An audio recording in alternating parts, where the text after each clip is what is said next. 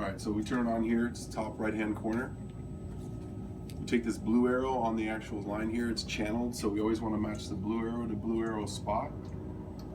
You plug it in. It turns on immediately, so you don't have to wait to warm it up. There's no autofocus or no focusing, no white balancing, any of that. It just turns on. You're ready to go. As you can see, obviously here's my scrubs. You can see down to the littlest detail here. If I had my mannequin, I'd show you, but obviously looking at my hand, you can see little indentations. You always want this, so I'm taller, so however tall you are and you're using this, you definitely want it at your eye height. So whatever it is across the bed, or if it's next to you, whatever you're doing, if you're intubating the patient, just make sure it's right at your eye height, because that gives you the best field of view on the screen too. So this is as big as the screen gets. You can hit these buttons here. It takes a second for it to boot up. Once they turn blue, you can take up to 2,500 pictures, 5 hours of video if you wanted to, if you were doing some teaching or getting some stuff on like that. You can change the brightness, which is the sun. So just remember the sun's bright, so we can turn it up to 100, and you can go down from there. I typically leave it at 100. Change this a little bit just to give you some better colors, some less white. And the bottom is just the color temperature, so it gives you a little bit better view. You can see your battery light here. The monitor, when it's fully charged, will last about 4 hours, so you don't have to worry about it. And to give you a half-hour warning, start lighting up a flashing red battery that'll kind of go through the middle section here. If you did want to take pictures, I'm not sure you guys are going to be doing that when you're doing the intubating and all that, but you could take the picture, obviously like this. We hit the folder button on top.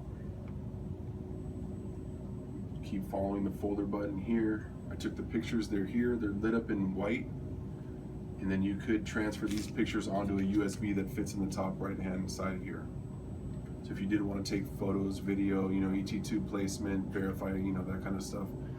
We use this a lot for thoracic, so we do a lot, double lumen tube placement, that kind of thing, just to check, but we can do that pretty easily. So if you want to name photos, patient IDs, say we'll name this one 555, hit the right button. Now this picture is named 555, and then you can just transfer it over if you wanted to. As far as intubating goes with this, so we have 2 sizes. You guys have, this is our larger size, which is a 5/0 diameter, which will go through a 6 ET tube really easily. Then we have a slim version of the scope also, which will be roughly, you go through about a 5. You can go through smaller typically, that's what we recommend. If you have lube on the scope, obviously you can get it through those smaller tubes if you needed to. The monitor's touchscreen, just super easy to use. It does have cool, so even on the expensive scopes, they don't have ET tube. This is an ET tube holder, so your ET tube with the adapter on the top will stick right onto this, and you don't worry about it coming down either. So it actually hang right in here around these rings that are made for it. You do have the access to suction, so you have full suction, so you have a 2.2 working channel, which will be the same as suction, so you guys can suction if you needed to.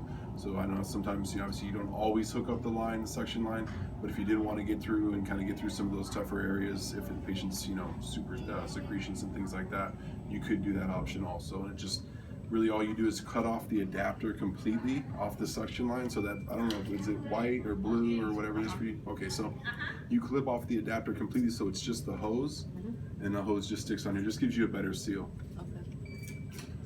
If you want to deliver Lido or whatever you want, if you're intubating the patient for an awake fiber optic, that kind of thing, you just go through here. If you had a slip tip, you can go directly through here. It just attaches right through the top, you just press it.